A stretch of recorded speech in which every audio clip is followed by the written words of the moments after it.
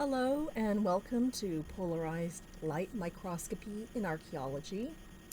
This is lecture 2.6 on ancient Maya pottery and ceramic petrology. So what I'm going to do is do a bit of a two-part lecture. The first part of the lecture will be a very quick and brief overview of ancient Maya culture.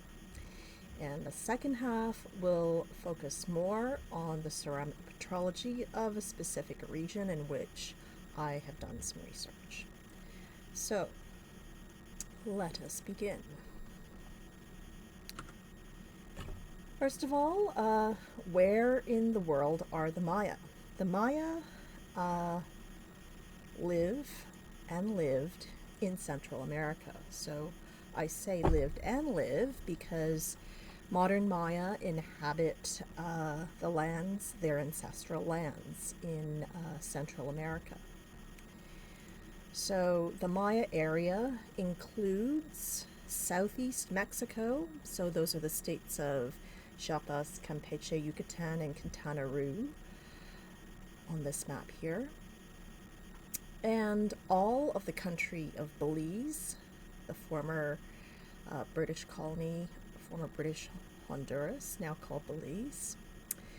Also all of the country of Guatemala, and parts of western Honduras, so sort of this part of Honduras, and this little bit of northwest El Salvador. We have the Pacific Ocean along this side, and we have the Caribbean all along here.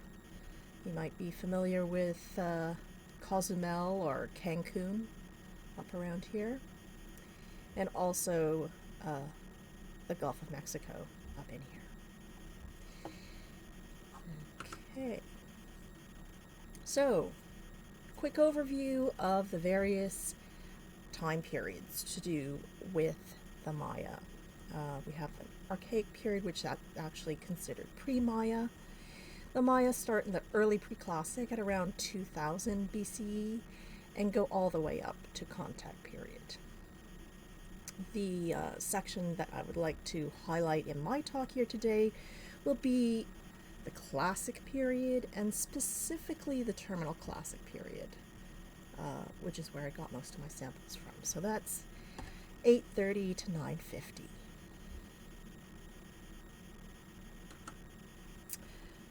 So this is a quick shot of sort of a typical textbook map of major civic ceremonial centers of the ancient Maya. So this is that same map. However, it can actually be misleading because as archaeologists have done more full coverage survey, they have found many hundreds and hundreds, thousands, I would venture to say, more actual sites that were occupied by the ancient Maya. And so when you look across the landscape today, those areas are actually depopulated when you compare it to the height of the Maya Classic period.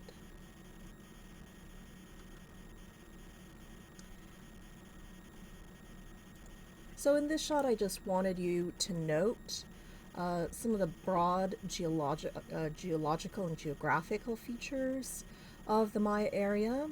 Of course, I've already mentioned the Caribbean, the Gulf of Mexico, the Pacific Ocean down here on the bottom of the screen. We have a landmass that is actually separated into lowlands. So these would be the lowlands here. This is what is called the Yucatan Peninsula. So all of this is lowlands. And then we have a highland region, which follows this cordillera that goes down the spine of Central America. And so we've got varied environments, and of course, most important to us, varied geology.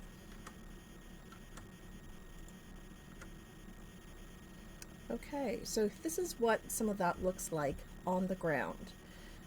In the lowland areas, we have a lot of jungle. It's covered with neotropical jungle is the actual term. This is the Rio Bravo River in Belize. So these are slow-moving, meandering rivers that make their way out to the ocean, like this river making its way out to the Caribbean. This is a coastal plain, the lowlands near Placencia, Belize, and you can see here it's actually covered with mangrove.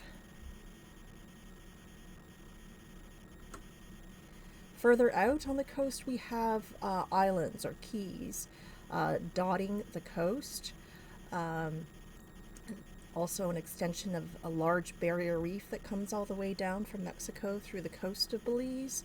So there are a lot of coastal resources, marine shell, fish, of course, and actually salt being a very important commodity that was traded.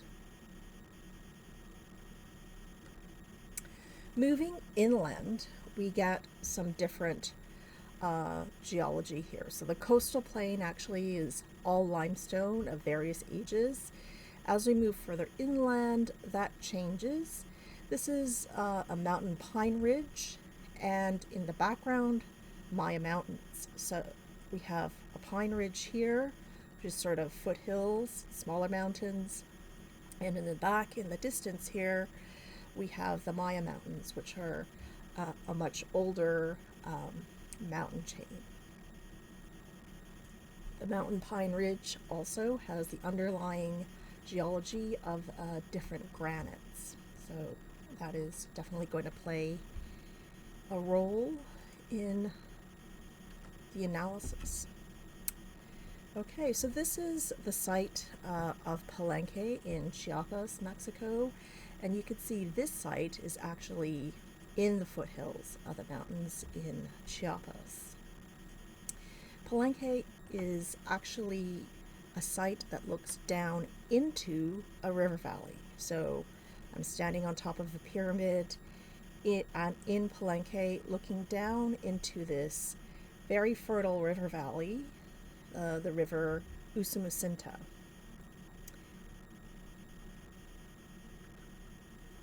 Some of the material culture. Of course, we have ceramics, and I'll show you some nice intact vessels here. This very typical tripod dish with hollow feet. It actually has a little rattle ball inside. Many polychrome ceramics.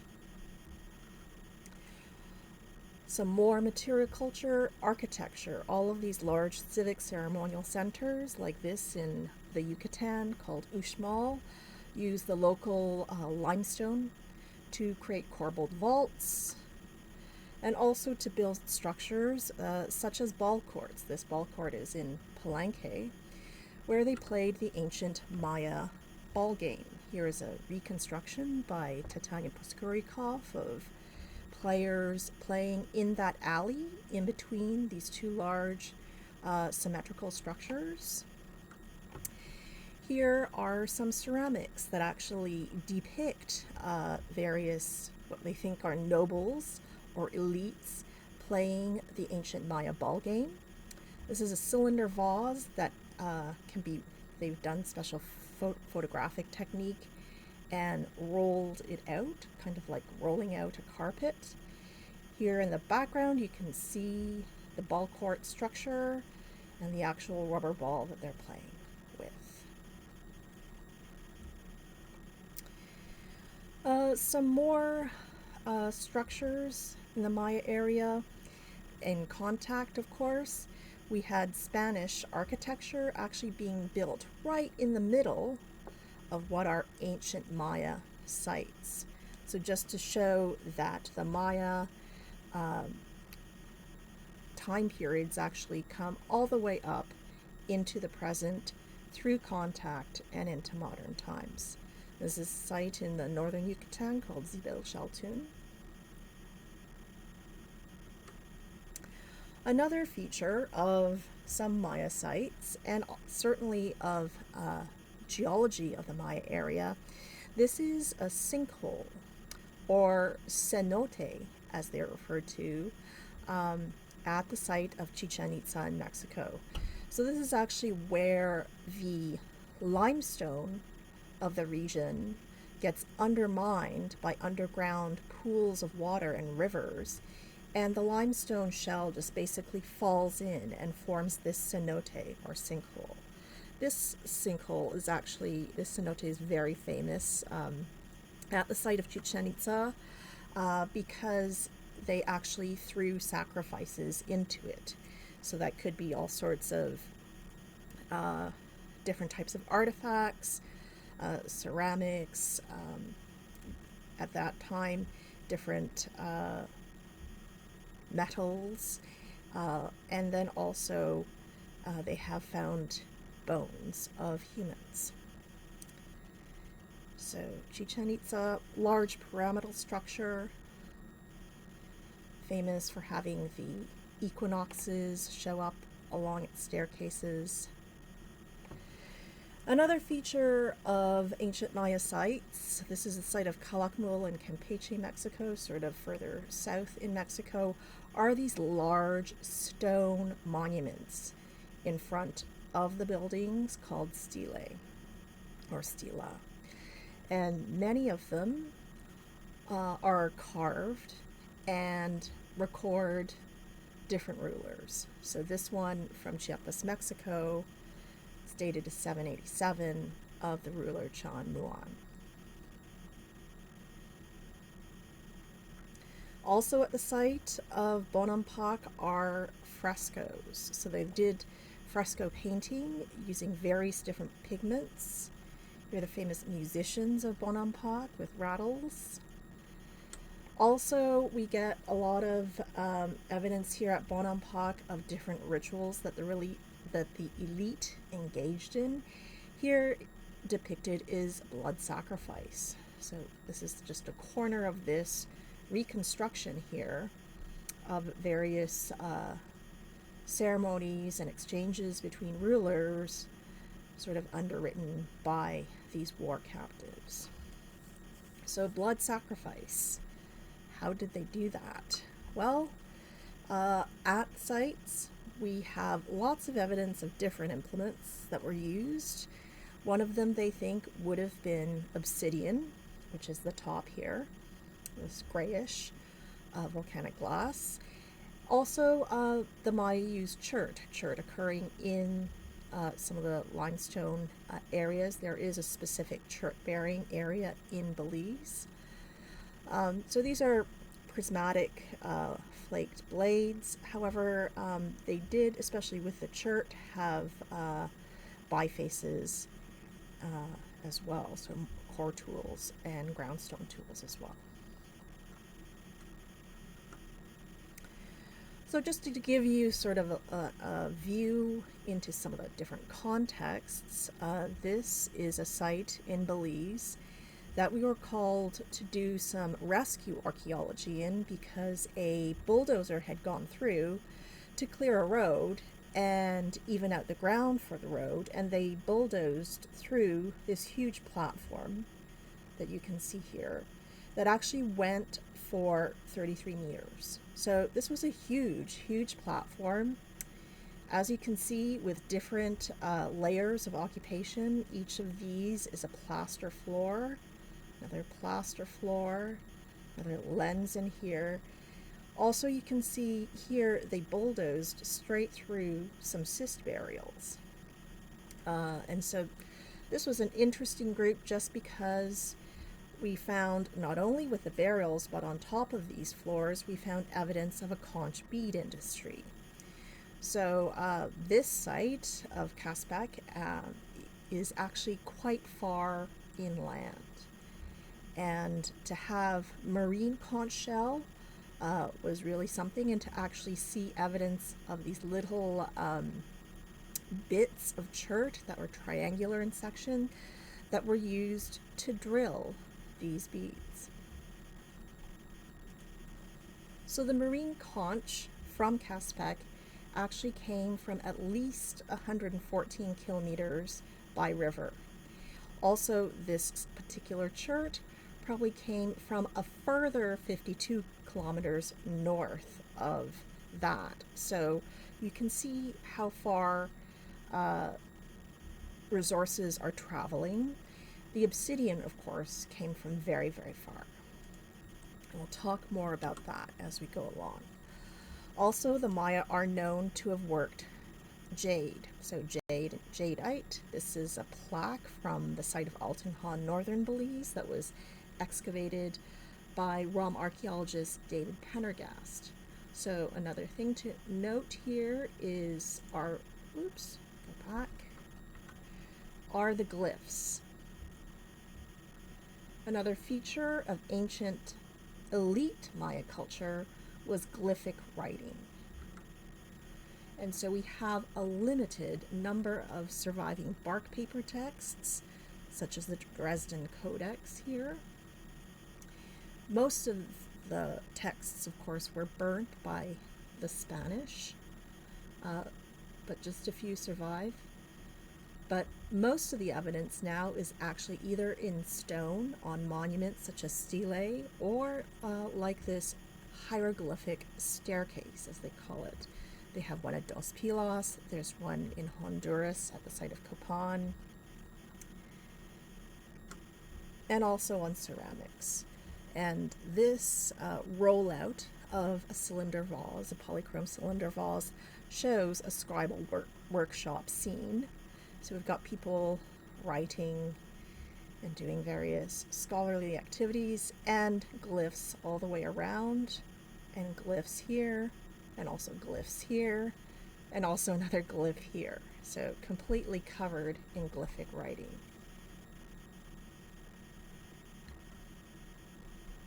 So, ancient Maya ceramics. Here's another lovely cylinder vase. And so this is the kind of thing that you see in textbooks and museums, and you associate with the Maya culture. This is actually more of the reality of what we find in excavation. So we've got a very similar polychrome sherd here to this. There are other, of course, monochrome wares. It's just a nice red dishware here. Here we have more glyphic writing in a post-slipped incised ceramic. So most of the ceramic analysis in Maya archaeology has centered on surface attributes. So the kind of slip, the different patterns of colors, combinations thereof, and also a bit on formal analysis, you know, whether it's a vase, whether it's a pot, whether it's a dish. So when I sought to look at ancient Maya ceramics, I thought it would be good to look at technical aspects in ceramic petrology for a change. Of course, I can't look at pots like this and ask people if I can take a thin section from them.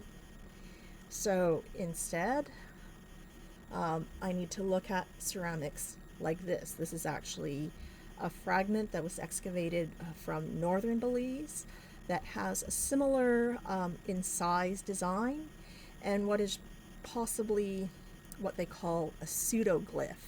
There are some glyphs that are real and some glyphs that sort of just look like glyphs. Okay, so that was just a very quick overview of the ancient Maya. And now I'm going to turn to specifically looking at ceramic economy in the Belize River Valley region. So here is the country of Belize. And here is my study region. So we're talking about sort of central western Belize. We've got the Caribbean, sort of as the closest big salty water, and a close-up of the actual region. So it's called the Belize River Valley region because it is on the Belize River, like this.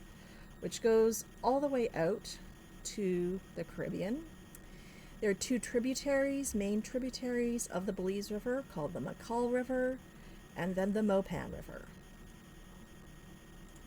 So in my study, I focused on the Belize River Valley region, and I wanted to find out what the economy of the region looked like during the cultural high point of this region for the ancient Maya, which was in the late Classic to terminal late Classic period. So that is around 800 to 950. So here are the sites in the study, from which I sampled a broad range of pottery, as broad as possible, because depending on the archaeological project involved, I had different kinds of access to artifacts, but I managed to get a fairly representative sample from each of these sites. So that's El Pilar in the north here, a very large civic ceremonial center. Xunantunich on the Mopan River, very close to the Guatemala-Belize border. Again, a very large civic ceremonial center. We have Pacpitun, which is actually not really in the Belize River Valley proper, but is sort of more in the transition zone between the Belize River Valley area and this mountain pine ridge area here. So we're getting sort of into the granitic stuff right here. Also, we have the site of Cahaya Patch, right on the Macal River. Yashosh, which seems to be a bit of a satellite site to El Pilar. And further along on the actual Belize River, we have the site of Baking Pot, which is sort of a medium-sized center. And then we have the smaller sites of Floral Park, Black Manetti, and Ontario Village. So just so that you can have an idea of what some of these places look like, this is the ceremonial center of Cahaya Patch. This is the main plaza area, which is bounded on four sides by range structures and pyramidal structures on one side. So this site has been excavated by Trent University predominantly, and is actually open for tourism. It's just outside of the city of San Ignacio in western Belize. However, some sites aren't developed for tourism. This is the site of Pacpitun, the one that's sort of closer to the granitic area. We can see this is sort of what a pyramidal structure with a, sort of an adjoining range structure looks like. It's been sort of uncovered of jungle, but is basically, this is sort of fallow land where actually there were cows grazing at one point. Here you can see the remains of a stela. And Xunantunich, this was a site that was close to the Guatemala-Belize border. It's a very large civic ceremonial center, and very well developed for tourism as well. So these are the kinds of ceramics I was looking for, not just the polychrome wares, and not even just the monochrome slipped wares. A lot of these, the site directors were like, "Oh, you want unslipped jars too?" And I said, "Yes, please." So I did sample everything from the pretty polychromes to the very unglamorous unslipped pots. So these would be pots that are either storage vessels for water or goods, or possibly for cooking. So the other thing that I did, aside from sampling the actual ceramics, was I did raw materials sourcing. So I did this by taking a canoe up and down parts of the Mopan, Macal, and Belize rivers. And this is the type of stuff that I was looking for. I was looking for clay. You can see my little north arrow here. And I was also looking for sands. that were eroding out of banks. Just anything that looked like something that might make its way into a pot. So if we look at the rivers again and the sites, I was able to find some stuff here, and the navigable parts of the river, or actually the parts of the river where I was able to convince a guide to take me, are these ones highlighted in yellow. I also was able to find one potter.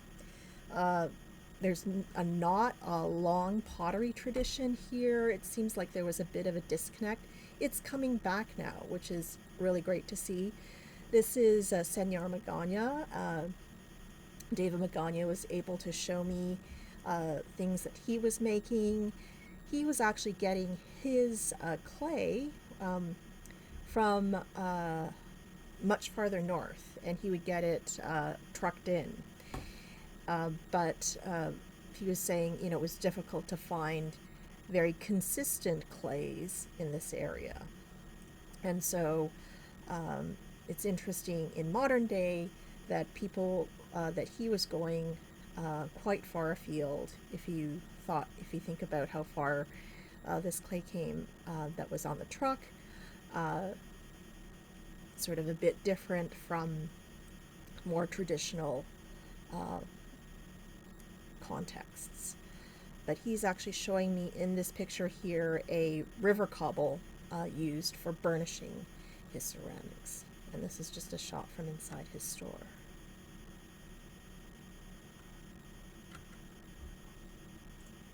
So I thin sectioned all of these ceramics from these 8-9 sites. And the first couple of petrofabric groups I was able to define were not big surprises. They were calcite-based petrofabrics. So based on grain size, I was able to define a calcite 1 and calcite 2 petrofabric. Some of these might look vaguely familiar to you.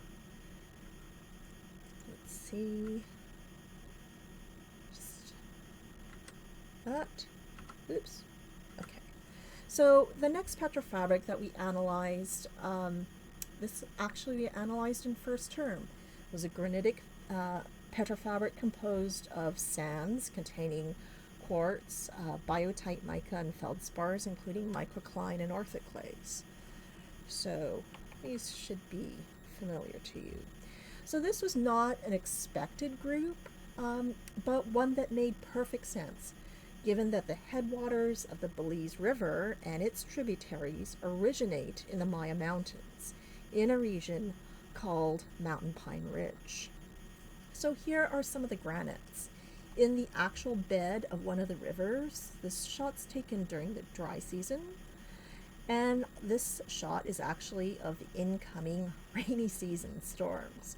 So you can see in the mountains that it's raining and it gets flushed down the rivers.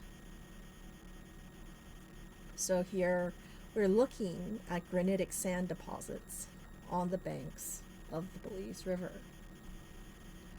So all the sand is coming down and cutting across limestone country. And these actual two sites of where I sampled this sand are near the ancient Maya site of baking pot. So we can see that they're making ceramics from this sand. I sampled the sand and it was exactly the same kind of stuff that was coming up in the ceramics.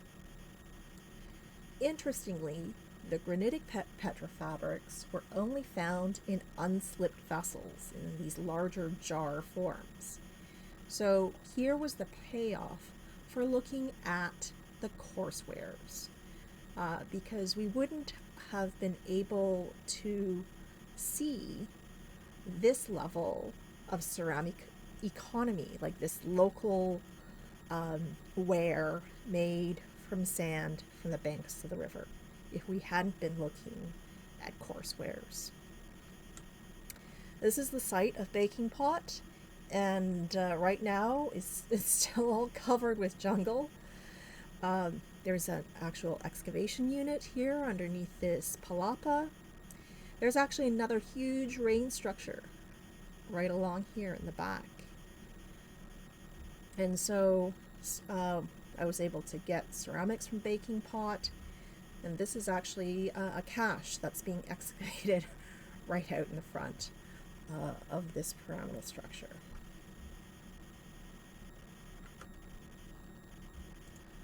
So moving on, we are now looking at volcanic petrofabrics. The top one here is volcanic number 1, with lots of tephra / volcanic ash, and then volcanic number 2, which has the addition of crystalline calcite. So that's cross-polarized light. You can see a bit of biotite mica show up there. And then plain polarized light, cross-polarized light, the calcite chunks here show up.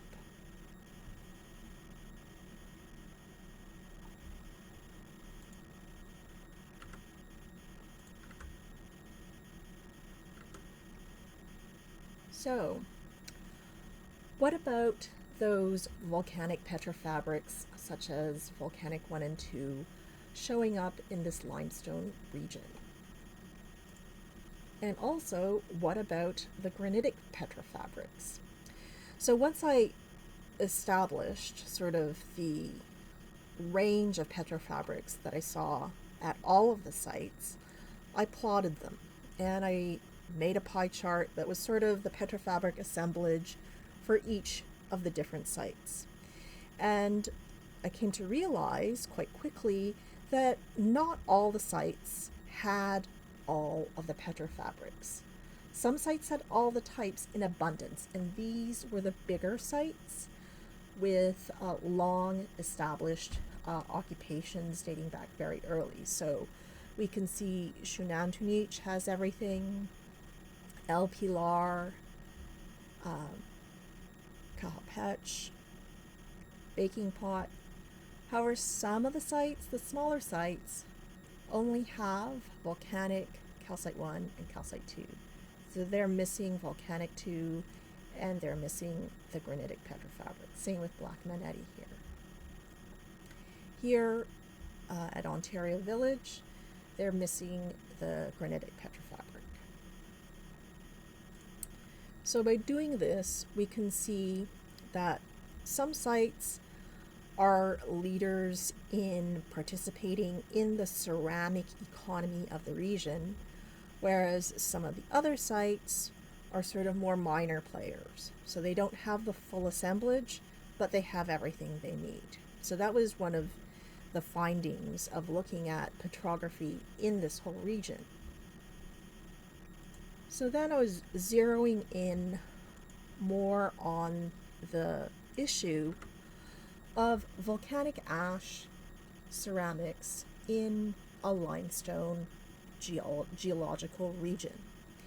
So all of this area of the Yucatan, and certainly all of my study area here in western Belize, has an underlying limestone geology. So there were 3 basic hypotheses or theories of how volcanic ash got into ceramics. And the first one that many local archaeologists support is that ash was found as a local resource. Now, this is problematic because there's actually no evidence of ash in the current day region of Belize. Not just west central Belize, where I was doing my study, but in all of the country of Belize. So here we have the geological map of central Belize. We have various sedimentary geology, carbonates, marine sediments, limestones, and we have some very old Paleozoic, Permian, Carboniferous rocks, metamorphic rocks, and so on here. So, from a geological perspective, there are no volcanoes and there is no ash that has been found. When I did my raw material sourcing, every sample that I ran, there was absolutely no volcanic ash. It was either granite or it was limestone. Now, there have been some people that have found little lenses of welded tuff that date from the Paleozoic, but this is, millions of years ago. And this type of welded tuff does not correspond with the volcanics that are found in the ceramic petrofabric. So this Paleozoic stuff is really old and it's really weathered, and it also has sanidine feldspar in it, phenocrysts of it. So this is just not what we're finding in the volcanic ash and the ceramics. We're finding plagioclase feldspars in our ceramics as far as the feldspar content is concerned. So additionally, we don't find any of the biotite mica that shows up in the petrofabrics. So this older Paleozoic stuff is just not the same. They are still looking, and some people actually to this day believe the ash source will be found one day. But myself personally, I'm not holding my breath. So that's model 1. The model that posits local volcanic ash is somewhere in Belize. Okay, so the second model is that raw volcanic ash as a tempering agent was brought into Belize from highland sources. So we have the Belize River here. All of these rectangles are volcanoes. This one, El Chichon, actually has erupted in recent memory. I think it was in the 80s. And we can actually see here the extent of the ashfall they were able to record. It actually envelops the site of Palenque, which I showed you a couple of pictures of at the first half. So we can understand possibly if Palenque were making ceramics with ash in it. But even if you take that same sort of radius and look at El Pilar, that previous hypothesis number 1 really doesn't fly, that it would have rained ash on top of the Belize River Valley. But in this model, sorry to digress, but in this model number 2, they say that they would be trading volcanic ash up and down the rivers along with other sources such as obsidian, which is found all over my area. And so they're saying that ash as a raw material was put into the canoes, and that this explains and acknowledges that ash was not local to the Belize River Valley region, but it operates under the assumption that volcanic fabrics are still of local manufacture. So the local manufacture idea is very popular to this day among archaeologists working in the region. And the idea is based very simply on the fact there's an overwhelming abundance of ash wares at all of the sites surveyed in the Belize River Valley region. And the idea of local manufacture of the ash wares was introduced in the early 1950s, 60s, and was cemented in place in the 70s with the naming of the volcanic ash-bearing ceramics in the Belize River Valley as British Honduras volcanic ashware. Of course, now it would have to be changed to Belize volcanic ashware. But if we look at ethnoarchaeological studies and combine that with petrographic studies in places like the Andes, for instance, in South America, we see that potters actually have an optimal procurement zone for their raw materials. So they tend to not want to go very far afield to find their tempering materials. So for things that you're adding to the clay to make it more workable and to make it easier to form or to work with, it's usually less than 8 kilometers, and certainly not more than a day's travel away from the kiln and workshop. And they were saying some potters may go further afield for actual clay, but not for temper. So, sort of based on this ethnoarchaeological evidence, I am suggesting that trade of raw volcanic ash temper from the highlands is unlikely. Also, it's sort of hard to actually have archaeological evidence for, but with the ethnoarchaeological evidence as well, to me it sort of doesn't as elegantly explain things. So this brings us to the third model or hypothesis, which is actual trade in finished volcanic ash ceramics.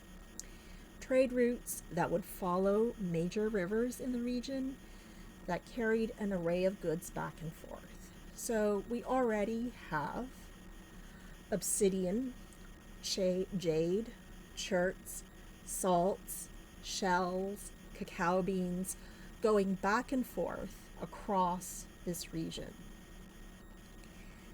And with the view of the Maya world, actually with rivers being highways and byways across the region, and not being covered in an impenetrable jungle, but having these riverine routes makes perfect sense, as we do actually have obsidian in every, not even just every site, but every small house mound has a small obsidian assemblage.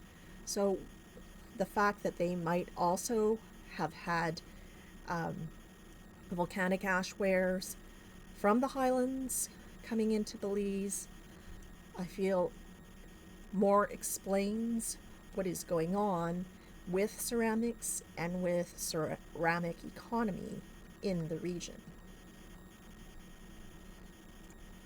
So to back up that third hypothesis, I've also been doing a little bit more research outside of the classic period, looking at material from the pre-classic period. And since many of the trade routes of obsidian and so forth were actually established in the pre-classic period and endured throughout various periods of Maya civilization. So this is just a quick shot of two petrofabrics, or two samples, I should say, with very similar petrofabric. This first, on the left side, is a Cunil ceramic, so a piece of ceramic from the Cunil phase, which is a pre-classic sample. On the right-hand side, we have ceramic from the Spanish Lookout phase, which also is a volcanic petrofabric. So going back and forth, we can see cross-polarized and plane polarized light. These two petrofabrics are separated in time by many thousands of years, however, are very similar. They look almost identical as far as the ash. The actual surface and formal attributes of these two ceramics are different. There's one that's differently a Cunil style petrofabric from stratigraphically recorded excavations. This is definitely a classic period ceramic from the late classic period, with surface and formal attributes of the late classic period. But we can see that The stuff from the pre-classic and the different recipes and petrofabrics have endured through this whole time. Both samples also from the Belize River Valley.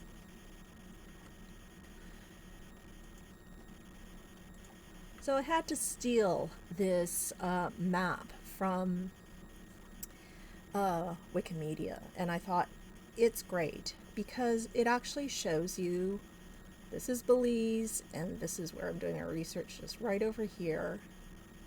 It shows you Mesoamerica proper with all the different obsidian, jade and jadeite sources, serpentine, and also cinnabar. So we've got these known mining areas of where they have obsidian come in from. This is Samotan, Hipiltepec, El Cheal, and Ixtepeque were the big sites where obsidian is found, and that obsidian is found in Belize. They've done trace element analysis, and they have found that Ixtepeque and El Cheal all have sort of different time periods in which they were exploited, and we find those obsidians across sort of the whole Maya area here. In the highlands of Mexico, we have other obsidian sources that are much more rare, but do occasionally actually show up in the Maya area. So my push to have people accept the idea that ceramics also traveled, I feel is supported by these trace element and other sourcing analyses of things like obsidian and jade, because these are all things that the Maya traded in and used and are actual physical evidence on sites. So that ceramics being made in this region, even specific wares specifically for export into the Belize River Valley region, is something that I feel needs to be acknowledged. And with further research, I'm hoping to emphasize that and have it actually more widely accepted. That the Maya were not trading ceramics along with everything else that they were trading seems absurd. Okay, I think that's it. Thank you, and if you have any questions, please let me know.